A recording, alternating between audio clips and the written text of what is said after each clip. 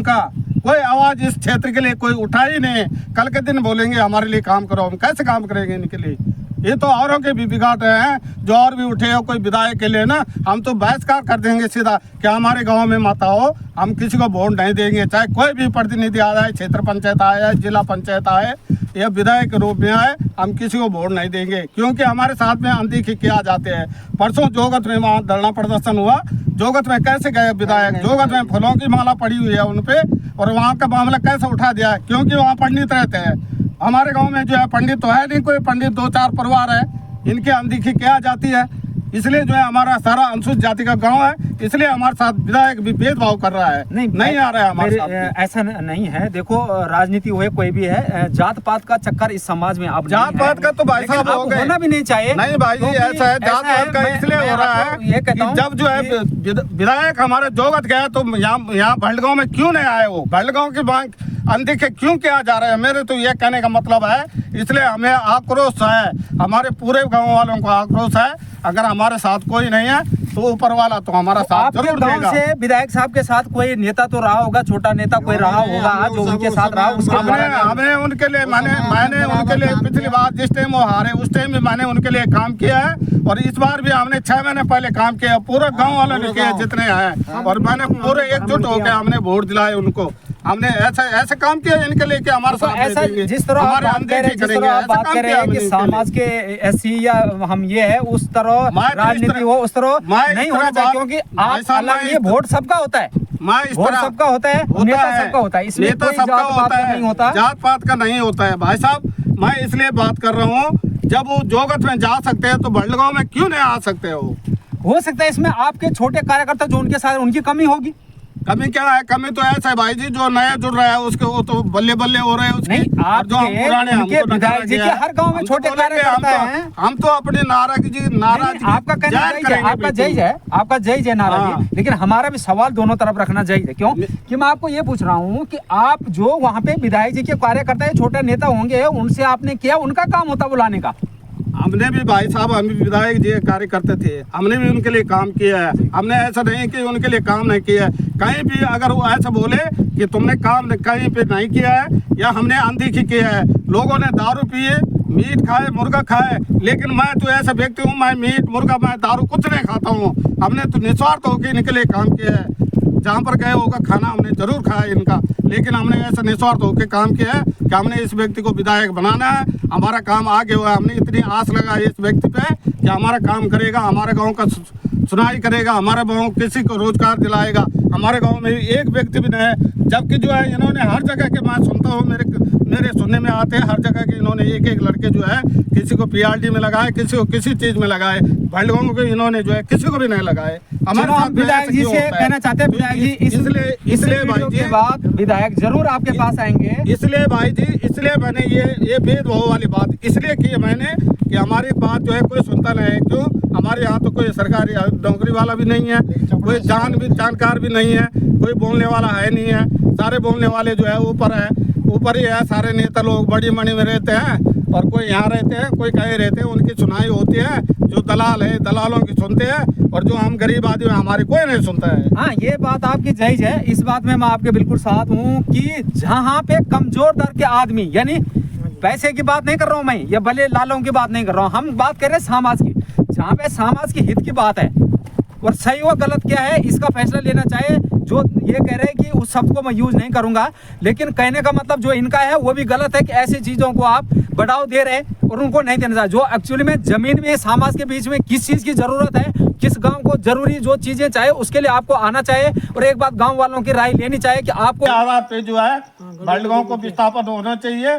नहीं तो हम जो है बिल्कुल, हमारा ये सबने मन बना रखा है ये गांव वालों ने कि हम जल समाधि लेंगे। हमने ऐसा भी जब गांव में समाना है इस झील में, तो हम क्यों ना वो जल समाधि लेके सारे जी जी गाँव जी हो जी जाएं। बिल्कुल सही बात है। इनों की जो स्थिति है वो नाजुक है गांव की, क्योंकि जमीनें खिसक रही है।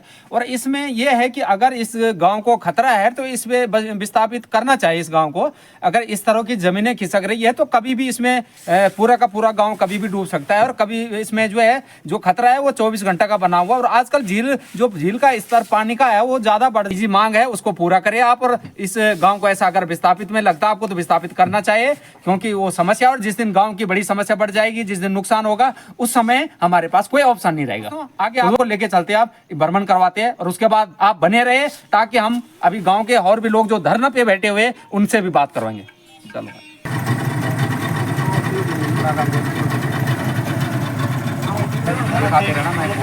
ठीक है। तो दोस्तों ये देखिए हम अभी पूरा भेड़गांव के जो नीचे वाली जमीन है उसका जायजा ले रहे हैं। आप देख रहे हैं कि पूरा जमीन यहाँ देख सकते हैं आप, पत्थरों के अंदर जमीन के अंदर पानी घुसा हुआ और बड़े बड़े यहाँ पे गुफाएं बनी हुई है जिसके अंदर पानी घुसा हुआ और यहाँ पे खतरा बना हुआ है। तो आप देख सकते हैं यहाँ पे एक नाला भी है, उस नाला को भी दिखाएंगे। पूरा झील हम दिखा रहे हैं आपको, झील देख सकते हैं। ये पूरी भेड़गांव के नीचे वाली जमीन है, जो हम भाई साहब से कहेंगे कि ये पूरी वाली दिखाओ जरा, ये भेड़गांव के नीचे वाली जमीन है, आप देख सकते हैं। और इनके अंदर बड़ी बड़ी गुफाएं बनी हुई है जिनके अंदर पानी भरता है और उसके बाद जमीन खिसकने का भय बना हुआ है और कभी भी गांव नीचे आ सकता है। तो आप पूरा जायजा दिखाएंगे आपको पूरी जमीन का, जो भेड़गांव के नीचे जमीन है, और गांव भी दिखाएंगे ऊपर कि ये देखो इस जमीन के, ताकि आपको पता लगे कि वाकई में उसी गांव की जमीन है। अभी गांव का सीन दिखाएंगे ताकि आपको पता लगे कि वाकई में ये भेड़गांव के नीचे वाली जमीन है, नहीं तो कहीं आप सोचे कि पता नहीं कौन सी जमीन दिखा रहे। तो हम अभी आपको पूरा गाँव भी दिखाएंगे कि जो भेड़गांव के नीचे वाली जमीन है, यहाँ पे जो ये टिहरी झील है, इससे कितना खतरा बना हुआ गांव वालों के लिए और कितना नुकसान हो सकता है, पूरा का पूरा गांव को ही नुकसान है। तो जो मांग है इनकी वो सरकार को माननी चाहिए। और इस समय इन्होंने इसीलिए फैसला लिया कि हम एक सोशल मीडिया के द्वारा जो है शासन प्रशासन तक इस मांग को पहुंचाए, और उसके बाद जो सरकार है हमारी वो इस पर क्या राय देती है और क्या जवाब आता है, उसके बाद ये आगे का कार्रवाई देखेंगे। अगर सरकार की तरफ से या प्रशासन की तरफ से कोई जवाब नहीं आया तो अभी इन्होंने बिल्कुल सही किया है कि एक सोशल मीडिया के थ्रू एक मैसेज देना कि आप जो है यहाँ पे आए और जो हमारा गांव है इसका जायजा ले, इस ज़मीन का जायजा ले नीचे, और उसके बाद इसके जो निर्णय है वो लिए और गांव वालों का जो नुकसान और जो खतरा बना हुआ उसको जल्दी से जल्दी उसका निवारण करें। तो अभी ये देख बालेश्वर देवता का मंदिर है ऊपर, ये देख सकते हैं आप भेड़गांव, और ये नीचे वाली ज़मीन है, यहाँ पे एक नाला भी है और यहाँ से ये नाला भी आता कई बार। ये ज़मीन है जो देख रहे हैं आप नीचे वाली, यहाँ दिखाया हमने, बिल्कुल नीचे ज़मीनों में पानी घुसा हुआ है और बहुत अंदर तक ये पानी, जहाँ तक ये गुफाएं दिख रही उस हिसाब से ये लग रहा है कि काफ़ी गांव के नीचे तक ये पानी जो है गया हुआ है और ये ज़मीन भीगती जा रही कई सालों से। तो अब कभी भी यहाँ पे खतरा बन सकता है। तो इसलिए शासन प्रशासन को बना हुआ है, बिल्कुल बिल्कुल खतरा तो है ही यहाँ पे, लेकिन ये है कि जब तक ज़्यादा नहीं भीगी थी ज़मीन तब तक कम था, लेकिन अब इसकी स्थिति ऐसी हो रखी है, मुझे लग रहा है जब आप कह रहे हैं कि दरारें आ गई मकानों में, तो इसका मतलब यही ज़मीन जो है अब जो है काफ़ी भीग चुकी है ज़मीन और कभी भी ये मिल सकती है झील में। तो यहाँ पे नुकसान कभी भी हो सकता है गाँव का, इसलिए यहाँ पे सरकार को जायजा लेना चाहिए और इस बात पे तुरंत एक्शन लेना चाहिए। तो ये देख सकते हैं, जैसे कि भाई साहब मेरे एक सुझाव था, बोलो कि यहाँ पर इन लोगों ने बोला है कि बरसात के नाले पानी से जो है ये नाला आता है जी, तो ये दृष्टि दिखाई दे रहा है बरसात का पानी है कि झील का पानी नहीं, ये तो झील का गया हुआ पूरा, मंदिर से ऊपर कवर करेगा ये। तो ये जो है हमारी बातों को नकार रहे हैं। इनके सारे अधिकारी लोग भी है, ये बोल रहे कि वो नाला जी बरसात का पानी से जो है वो आता है, वहाँ से बरसात का पानी आता है, तब जाके भेड़गांव के लिए बरसात का पानी से खतरा है। आप देख रहे भाई साहब यहाँ जो है अगर झील से खतरा नहीं है तो ये पानी कैसे ऊपर जा रहा है? नहीं, ये तो झील का है पूरा, बरसात का पानी तो दिखाई नहीं दे रहा ऊपर से, बिल्कुल दिख रही है बरसात का पानी। देख लो पानी अभी वहाँ जाएगा ऊपर, बिल्कुल बिल्कुल वहीं जहाँ सूखा पड़ा हुआ। लगा लो कि ये मंदिर है, मंदिर का पेड़ है ऊपर, बिल्कुल बिल्कुल, इधर से उधर लगाओ, वाली तरफ से भी डाला है तो गाँव कहाँ आ गए, बीच झील के टप भी आ रखा है, गाँव नीचे है। और इसलिए हमारे कहना ये है कि अगर शासन प्रशासन, मेरी बात अगर मुख्यमंत्री जी तक भी जा रही है तो मैं मुख्यमंत्री जी से अनुरोध करूंगा।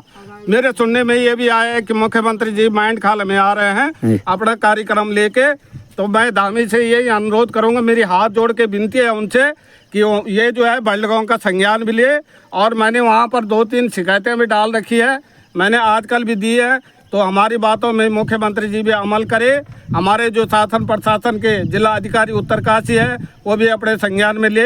और टिहरी जिला अधिकारी महोदय से मेरे ये निवेदन है अगर हमारी मांगों को पूरा नहीं किया जाता है तो हम जल्द समाधि लेंगे। इसकी जवाबदारी प्रशासन टिहरी की रहेगी और टीआरडीसी की रहेगी, जिला अधिकारी उत्तरकाशी की रहेगी, हमारे विधायक जी की रहेगी, हमारे जिला पंचायत की रहेगी, हमारे प्रधान की रहेगी, हमारे क्षेत्र पंचायत की रहेगी और हमारे जो है धामी सरकार की रहेगी। अगर किसी का भी यहाँ पर जान माल का नुकसान होता है तो इन प्रशासन को हमारी वो भरपाई करनी पड़ेगी।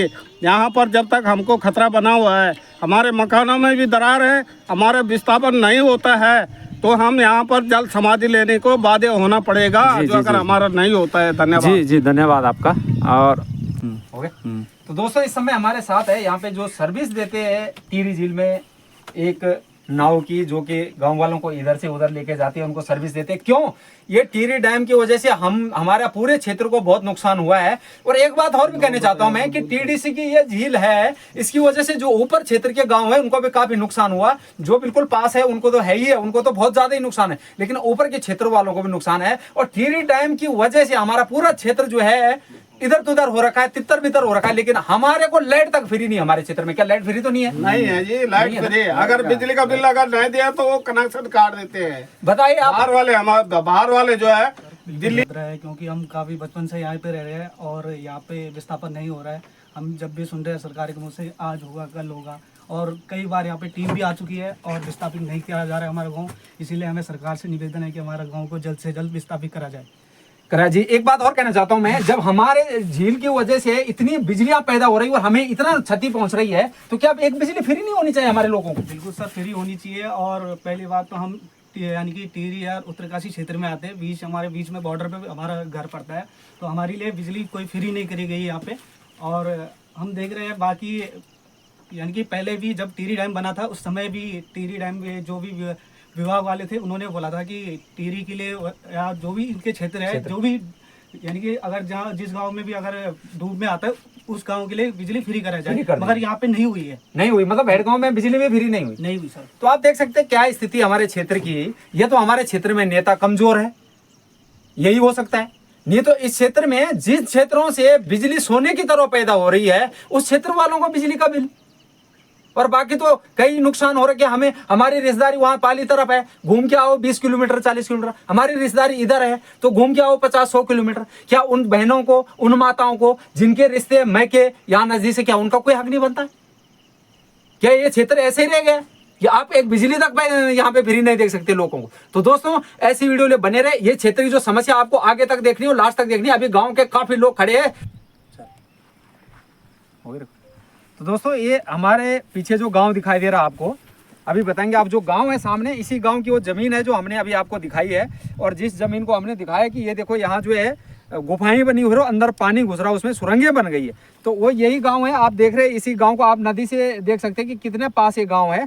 और इसीलिए यहाँ पे जो ग्रामीणों का धरना प्रदर्शन और इनका जो मांग है वो जायज़ है, क्योंकि आप देख सकते हैं गांव की जो अभी तो ये पानी पूरा भी नहीं भरा। जब ये पानी का पूरा इस तरह जो इनके जितनी भी इनकी जल स्तर भरने की जो जगह है वहाँ तक अगर भर जाएगा तो उसके बाद इसको और पास हो जाएगा गाँव। तो आप देख सकते हैं कि टिहरी झील से इस गाँव की दूरी क्या है। आप खुद सोच सकते हैं कि रात को नींद कैसी आएगी यहाँ पे अगर ये पानी और ऊपर आ गए, क्योंकि लोगों की हमेशा यही रहता है कि कब ये जमीनें हमारी इस टिहरी झील में समा जाए, कोई पता नहीं है। रात सोते समय हो सकता, सुबेरे भी हो सकता, कभी भी ये जो गांव है ये कभी भी समा सकता है, क्योंकि जमीनें भीग चुकी है और पूरा का पूरा मकानों में दरारें पड़ रही है। क्यों भाई साहब, यही है?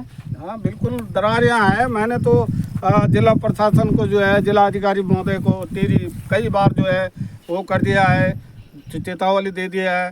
जो डीएम साहब रुद्रप्रयाग जा रखे हैं उनके संज्ञान में भी बात रही, फिर उत्तरकाशी से डीएम साहब जा रखे हैं, उनके पूरे संज्ञान में बात है। क्योंकि यहाँ पर एक आदमी दलदल में भी फंसा था, उन्होंने बोला कि भड़गांव का मुझे पूरा मालूम है कि भड़गांव वास्तव में खतरा है, लेकिन हमारे वो कोई अनदेखे हो जा रही है। क्यों हो जा रही है? ये डिस्ट्रिक्ट उत्तरकाशी का गाँव है, इसलिए जो है हमारे अनदेखी कर रहे हैं। हमारे साथ में कोई नेता है नहीं। मैंने माननीय विधायक जी को भी बोला है कि साहब आप चलिए हमारे साथ में, एक दिन तुम्हारा कोई दबाव हो। विधायक जी क्या क्या करना हमारे साथ में भंडारी जी है, सागर भंडारी। हाँ थोड़ा जोर से बोलिए। सागर भंडारी जी है जो। जी जी, कौन सागर भंडारी कौन है? ये प्रताप नगर क्षेत्र का है अच्छा ब्लॉक अच्छा, का। हाँ हाँ वो बेचारा हमारी हेल्प कर रहा है। जी। वो है क्या है, समाज सेवक है, कोई राजनेता है? सामाजिक सेवक का है वो। समाज सेवक है। हाँ। अच्छा अच्छा, वो आपका बराबर साथ दे रहे हैं। हाँ, साथ दे रहा है जी वो जी बराबर। जी। तो ठीक है, धन्यवाद है उनका भी, भंडारी जी का भी, जो आपका साथ दे रहे हैं और ऐसे समाज के हित में जो कार्य करता है उसके लिए हम बार बार नमन करते हैं और नमस्कार करते हैं। भाई जी, मैं समाज तो के एक बात कहना चाहूंगा जी जी कि अगर वो व्यक्ति जो है प्रताप नगर क्षेत्र का है, बिल्कुल विधानसभा उसकी प्रताप नगर पड़ती है, सही बात। तो जो व्यक्ति हमको प्रताप नगर क्षेत्र वाला हमें साथ दे रहा है और जो हमारा जो है मुख्य अतिथि बना रखा है, जो हमने विधायक चुन के भेजा है, हमारा जिला अध्यक्ष जो है उत्तरकाशी में बैठा हुआ है, सारी लाइव में देख रहे हैं कि बड़गांव की स्थिति क्या है। हमारे साथ ये अनदेखी कर रहे हैं, अनदेखी ऐसी हो रहे है कि हमें प्रताप नगर जो है प्रताप नगर वाला हमारा साथ दे रहा है और जो हमारे क्षेत्र का विधायक है हमारा साथ नहीं दे रहा है, क्योंकि तो आपने हमारे साथ आपने बात करी है। मैंने कई बार फोन कर दिया कि भाई साहब क्या होगा, कैसे होगा, कैसे नहीं होता है, प्रतिनिधि है आप। आपने टीडीसी के विभाग में कोई प्रस्ताव दिया है इस स्थिति में? मैंने टीएडीसी में भी दिया, हर जगह दिया है, लेकिन हमारे विधायक जी ने एक भी प्रस्ताव जो है किसी को नहीं दिया है। मैंने एक दिन कहा है विधायक जी को कि हमारे साथ आप टिहरी चलिए, लेकिन उन्होंने जो है हमारी बात अनसुनी की है। मेरे गांव वाले सारे नाराज हैं। इन लोगों को पूछा जाए कि एक दिन भी रहेगा ये हमारे साथ, एक दिन भी ना। हम क्या आपने जबकि हम बार फोन बार किया, उनको पूछा, उन्होंने को बार आपने बार हम फोन करते हैं विधायक जी को। तो क्या कहते हो? वो हाँ, कहते टाल हैं मटोले कभी हम देते नहीं, वो देर जोन में है, कभी कहते हैं हम परोला है, कभी कहते हैं कुछ कभी कुछ। एक दिन भी हमारे साथ नहीं आए। तो आज के बीच भाई में जी, अब आपने देखो, किया है, आज के अब- बीच में अब- सत्र चल रहा अब था, इतना उसके ही- बीच में फोन किया आपने विधायक जी को? मैंने विधायक जी को फोन किया, मैंने कहा सर हमारी जो है आप जो है विधानसभा में आप इस क्वेश्चन को उठाइए, जबकि जो है प्रीतम पवार जी ने जो है कंडी छोड़ का मामला उठाया और छत्तीसगढ़ का मामला उठाया। मैं अपने मोबाइल पे देख रहा था विधानसभा में वहाँ गैरसैंण में, और हमारे विधायक जी ने कहीं पता ही नहीं उनका कोई आवाज इस क्षेत्र के लिए कोई उठाई नहीं।